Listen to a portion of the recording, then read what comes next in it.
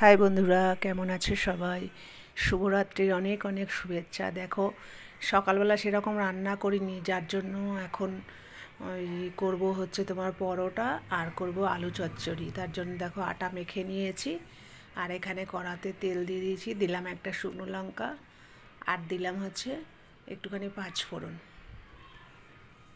একটু পাঁচফোড়ন দিয়ে দিলাম।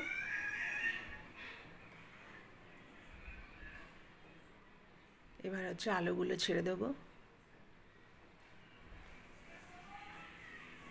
সমস্ত আলুগুলো এবার ছেড়ে দেবো। আমি সকালবেলা সেরকম রান্না করতে পারিনি বলে তাই ভিডিও ছাড়া হয়নি, একটা কাজে গিয়েছিলাম ওই জন্য।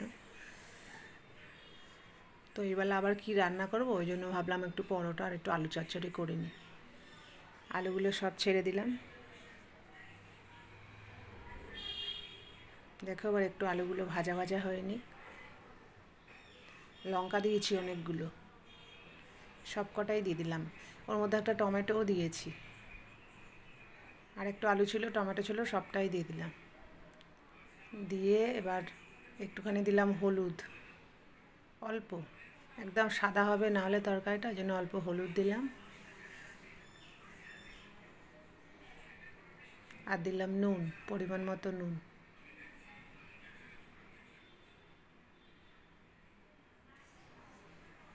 আর একটু নুন মনে হলো লাগবে, তাই দিলাম একটুখানি। এবার এটাকে ভাজা হোক।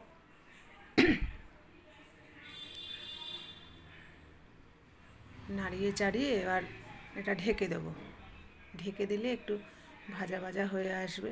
তো দেখো আমার আলু ভাজাটা হয়ে গেছে, আলুটা একটু ভাজা ভাজা হয়ে গেছে, এর থেকে বেশি ভাজবো না, এটাই ঠিক আছে।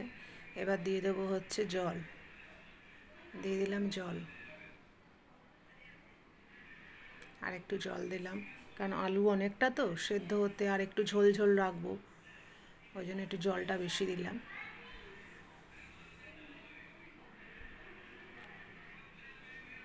এবার এটা ঢাকা চাপা দিয়ে দেবো, দিয়ে গ্যাসের ফ্লেমটা একদম লো করে দেবো, তখন আস্তে আস্তে হয়ে যাবে।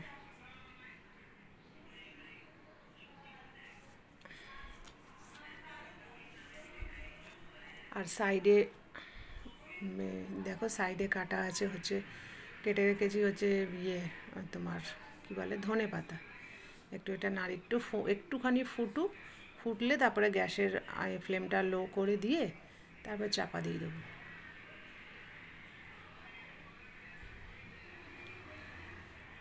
চাপা দিলে কি বলো তো, সেদ্ধটা ভালো হবে, ওই জন্য একটু চাপা দিয়ে দেবো। এই চাপা দিয়ে দিলাম, গ্যাসের ফ্লেমটা লো করে দিলাম। আর দেখো এখানে ওটা তো হচ্ছে হোক, আর এখানে রেখেছি, ময়দা মেখে রেখেছি পরোটা বানাবো বলে। তো আমার আলুর তরকারি কমপ্লিট। নামানোর আগে দিয়েছিলাম হচ্ছে ধনে পাতা মিষ্টি, নামানোর আগে দিয়ে দিয়েছিলাম, কারণ নিরামিষ আলুর তরকারি একটু মিষ্টি না হলে ভালো লাগে না। দেখো আমার পরোটা আর হচ্ছে আলুর তরকারি রেডি। তবে আলুর তরকারিটা মনে হচ্ছে একটু হলুদ বেশি হয়েছে, যাই হোক, মনে হচ্ছে একটু হলুদ বেশি হয়েছে। তো এই হলো আমার রাতের ডিনার। কেমন হয়েছে জানিও।